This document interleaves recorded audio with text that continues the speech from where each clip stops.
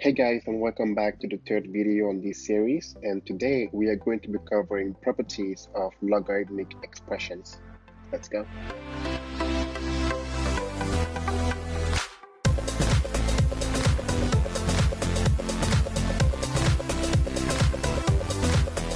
Hey guys, and welcome back to another video. This is Franck, and if you have not done so yet, go ahead and subscribe to the channel so you can get more videos like this one.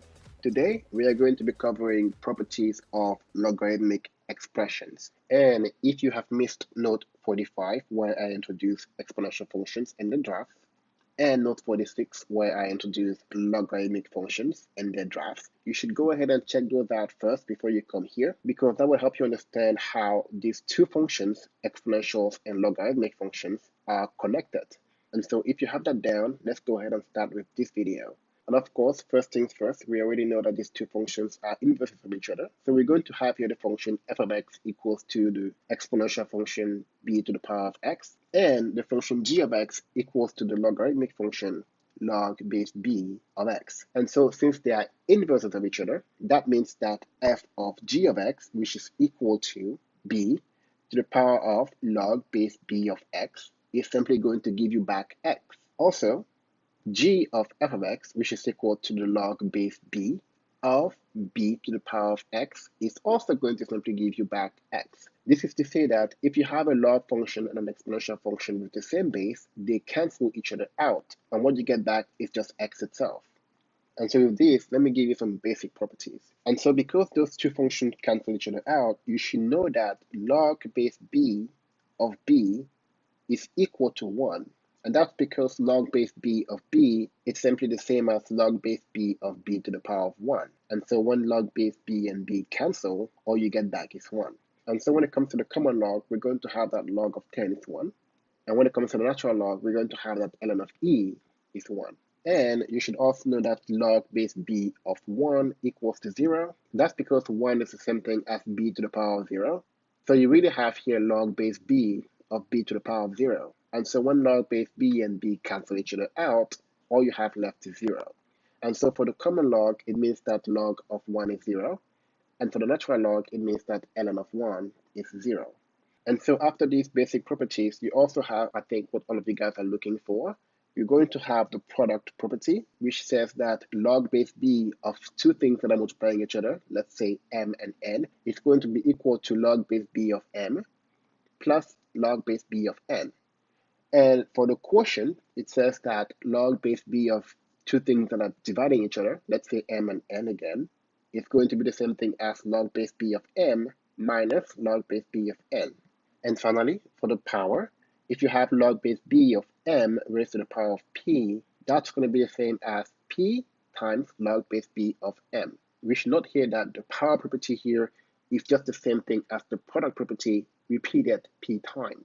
What I mean by that is log base b of m to the power of p is really just equal to log base b of m times m times m times m p times. And so if you use the product property here, that's going to be the same thing as log base b of m plus log base b of m plus log base b of m p times.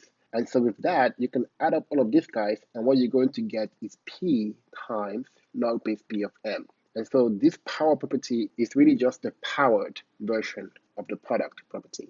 And the last thing I want to show you here, which can be really important when it comes to simplifying log expression, is going to be the change of base, which says that if you have a log base b of m that you have to simplify and you don't like the base b, if you would like to change your base, you can do that. And so let's say you want to change the base from being b to being a. What that's going to give you is you're going to have this expression log base b of m equal to log base a of m divided by log base a of b. And so with that, you've changed the base from being b to being a, right? So you would do this in some examples when you think base a is easier to deal with than base b.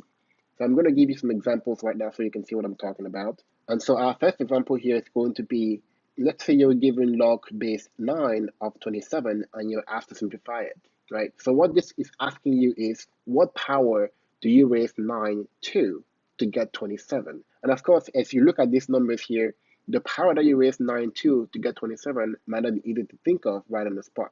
And so you can notice here that 9 and 27 are actually powers of 3. And so you would wish that the base was 3, right? And so with that wish, you can go ahead and actually change this base to be base 3. And so that's going to give you log base 3 of 27 divided by log base 3 of 9. And so with that now, you can ask yourself, what number do you raise 3 by to get 27 on the top? That's going to be 3. And what number do you raise 3 by on the bottom to get 9? That's going to be 2. And so in this case, your answer is going to be 3 over 2. That's going to be the number that you should raise 9 to get 27. All right, let me give you one more example here so that this can sink in. Let's say you were asked to find the log base 8 of 16, right? So here you're asked to figure out what number do I raise 8 by to get 16. And so since that's not easy for me to figure out directly, I'm going to go ahead and say, what base do I wish this to be, right? The base that I wish this to be should be something that could work out for 8 and 16, the two numbers that are there. And so the base that I'm looking for here is 2. And if I rewrite this, this is going to be now log base 2 of 16 divided by log base 2 of 8. And so what number do you have to raise 2 by to get 16? That's going to be 4. And what number do you have to raise 2 by to get 8? That's going to be 3. And so my answer here is going to be 4 over 3. Okay, so with that, let me give you more example that would cover all the properties that we just learned about. And so my next example here is going to be log base 9 of 9x. How would you simplify this? Well, first thing first, you're going to notice that 9 and x are multiplying each other. And so you're going to use the product property here. That's going to give you log base 9 of 9 plus log base 9 of x. And so with that, you should know that log base 9 of 9, since that's the same base, it's going to just become 1. And log base 9 of x is going to stay the same. And so that's all you're going to have here, 1 plus log base 9 of x. Next example, let's say you're given ln of e squared divided by 5. And so here you can see that you have a quotient. So you're going to have to use the quotient property. That's going to become ln of e squared minus ln of 5. And right here you can see that ln of e squared is simply going to be 2, because you can do this in two ways. You can either just cancel e and ln together and get the 2, or you can use the power rule to bring the 2 in front and let ln and e become 1. And ln of 5 is going to stay the same. So our final result here is simply going to be 2 minus ln of 5. Next example, I'm going to give you log of x squared times y divided by t times z squared. And here you see that you have a bunch of things. You have a quotient, you have a product, and you have powers. And so the first thing we're going to do here is do the quotient, because this whole thing is really just a division of two things to begin with. And so we're going to have here log of x squared y minus log of t z squared. And that is going to give us, if we go to each log and now apply the product rule, we're going to get from the first one, log of x squared plus log of y. And from the second one, we're going to get log of t plus log of v squared. Now we've used the quotient property and the product property. Now the last thing we're going to use here is the power property. We're just going to bring all the powers that you can find to the front. And so we're going to have here 2 log of x, because 2 is the power of x here, plus log of y. And for this last 2, we're going to go ahead and move the minus inside as we bring the power down. So we're going to have minus log of t minus 2 log of v.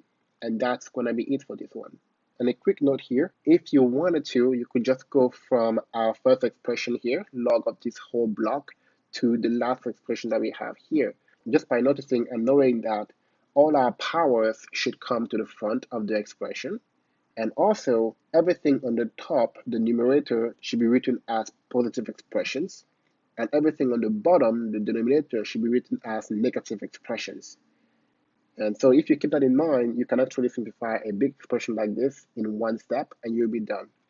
All right, so let me show you an example where I'm going to do just that. So if I had ln of, in big parentheses, I'm going to have x to the power of 4, then the square root of x squared plus 2, divided by x plus 1 in parentheses, times x plus 5 to the power of 3. So here I notice that I have some powers, division and multiplication. So I know that my powers are going to be, for the first expression here, 4.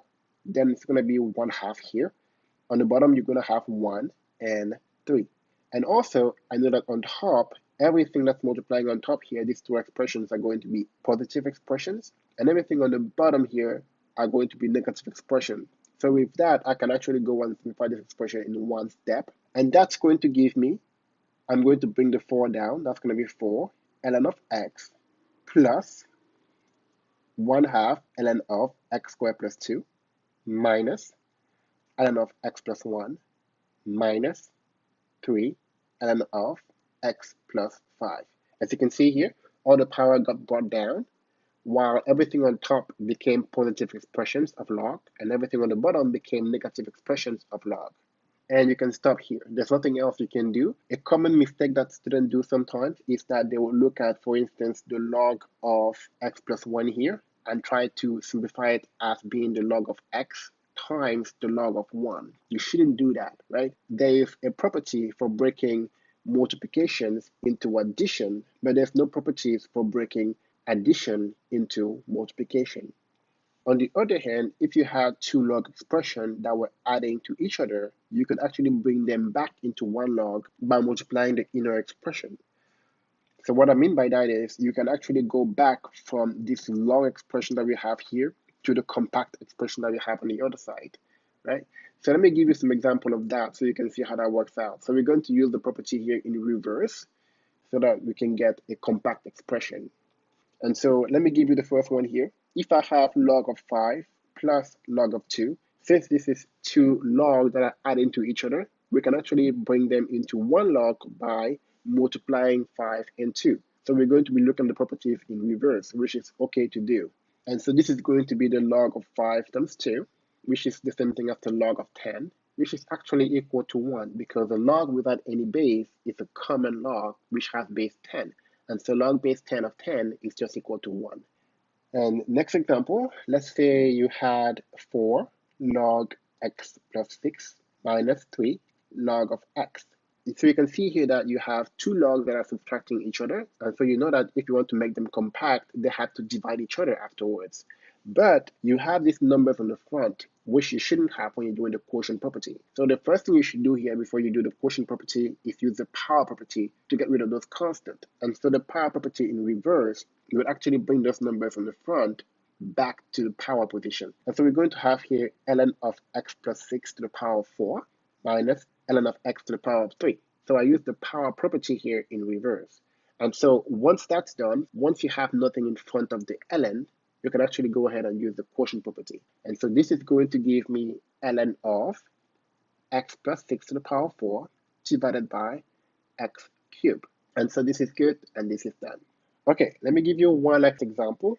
I'm going to have the log of x plus the log of x squared minus 1 minus log of 7 minus log of x plus 1.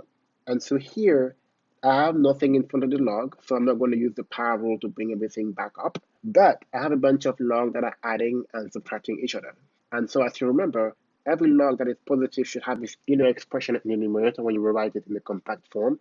And every log that is negative should have the inner expression multiplying on the denominator when you write it in the compact form. And so in this case, just to make you guys see it, I'm going to go step by step. So the first thing I'm going to do here is I'm going to go ahead and group these together. And so these two first logs here that are adding to each other is going to give me log of x times x squared minus 1.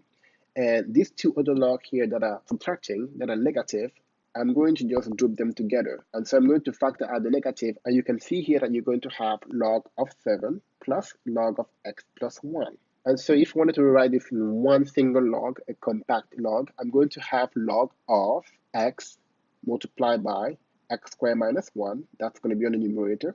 And on the denominator, I'm going to have these two other ones. So I'm going to have 7 multiplied by x plus 1. And with that, we've just gone from a long list of log expression to a compact log.